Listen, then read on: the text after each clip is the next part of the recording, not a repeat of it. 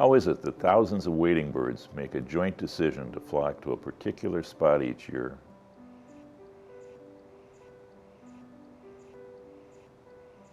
Where females pick an acceptable male and they mate. Together they build their nest where their chicks are born.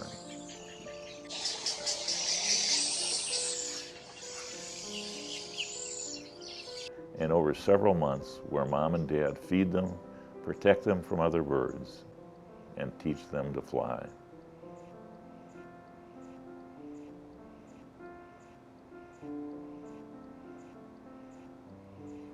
All happening here in a residential community of nearly 7,000 human beings. Did the birds always raise their chicks here? And more importantly, will they always be here for us to enjoy?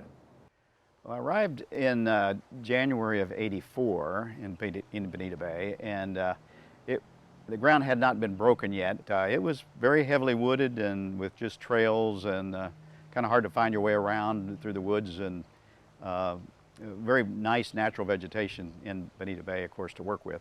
There was a lot of rosemary growing with lichen under the scrub oaks, pine and palmetto. Some of the larger oaks were out on the western side of the property, toward Hidden Harbor and actually toward, of course, the shell enclosure at Estero Bay Park. The early years were very exciting and creative. We had a good team of people, kind of an adventure, really. It's a young group, innovative group, and very much environmental zealots, if you will. A lot of the environmental decisions were based on team decisions, interaction with consultants, experts. We had outside environmental experts, archaeological experts. It was a team effort from a lot of different people, internal and external, of Bonita Bay. The only natural lake in Bonita Bay was what was called Bullseye Lake, and it's out to the western side of the community. It became a nice backdrop for a couple of the golf holes, but and it was a lake that was frequented by locals for fishing. So we had to run off a lot of locals in the early years that would try to trespass and still get back into their favorite fishing lake. Thousands of tons of landfill were needed to raise the land to the height required to obtain the building permits. To get the landfill, 83 lakes were created on the property. The lakes were integrated into the stormwater management system and blended into the landscape. The Hidden Harbor area in Bonita Bay and Oak Knoll were originally zoned for multifamily, similar to Sandpiper, and there was a pretty high demand at the time for single-family products, so they changed the zoning in there, allowed them to go to single-family, so they created the Hidden Harbor neighborhood and the Oak Knoll neighborhood. The lake was used for fill for the homes, for, you know, all the Sandpiper and all the areas right in here was all fill. And since the wetland was so impacted, it was going to be hard to restore. So they agreed to make it a lake to keep the hydrology function of the area, and then add the islands so that you had some upland wetland impact for wildlife.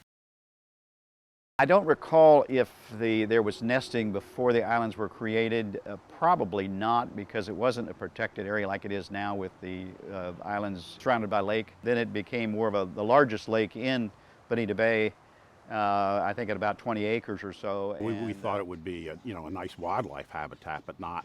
At the time, the big rookery in Bonita Bay was over on off of Marsh number 6. In that lake system right there. In fact, that's why the neighborhood next to it's called Rookery Lake.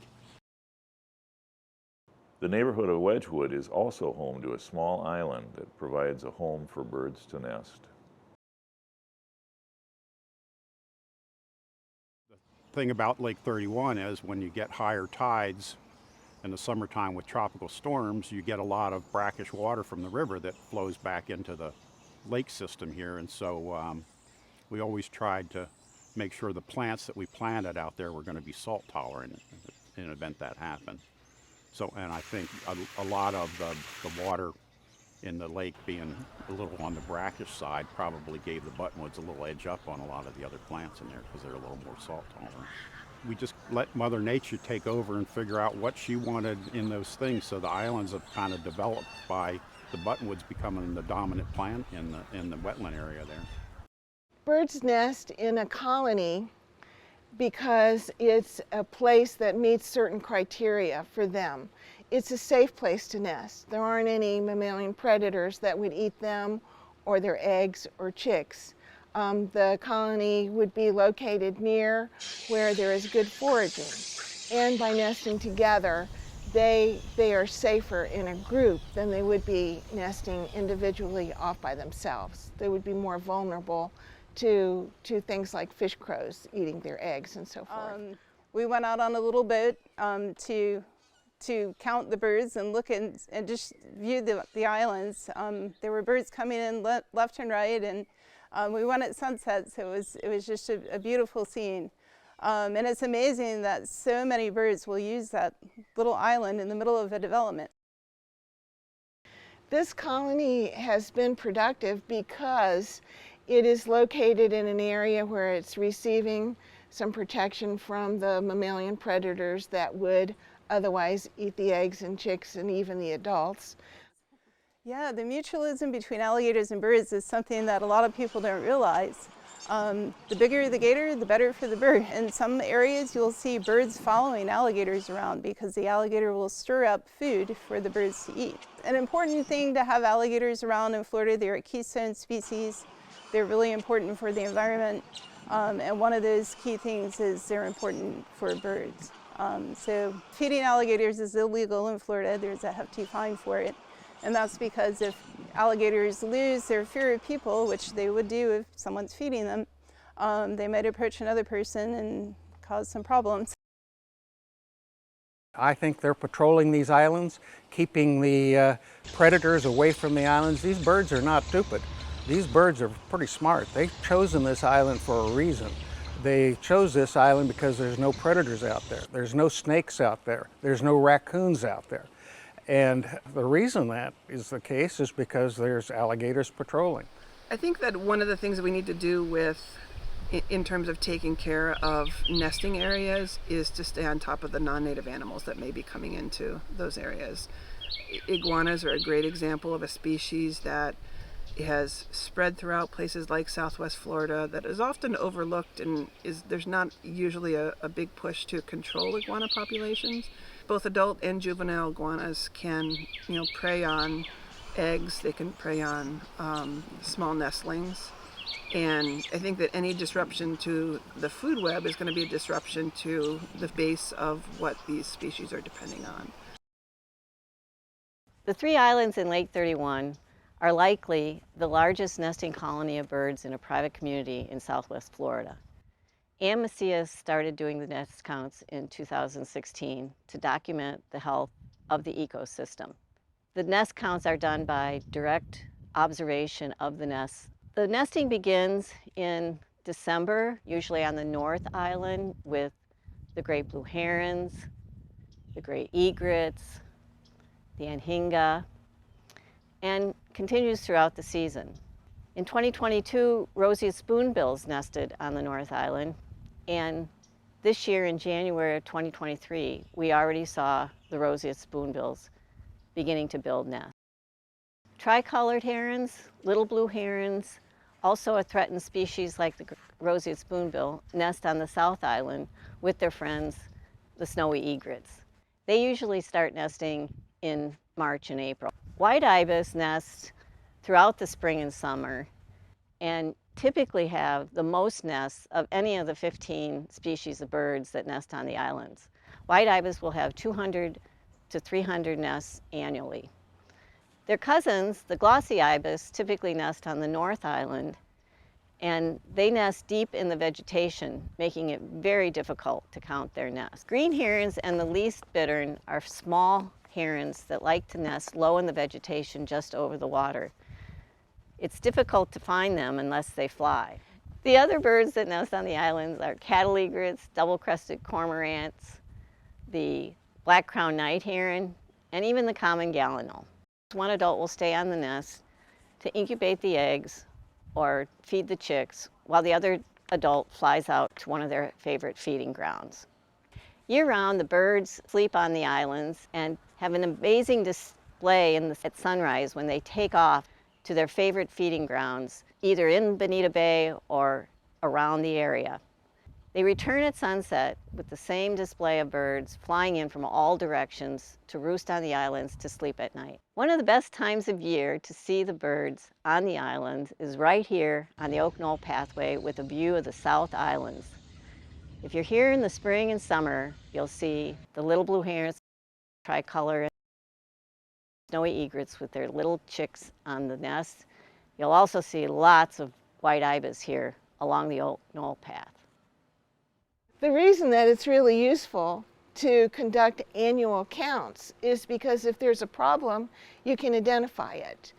And because of the nature of the way these birds nest under the trees and behind the foliage, we're not seeing all the birds that are nesting. We're not counting every single nest that occurs on these islands.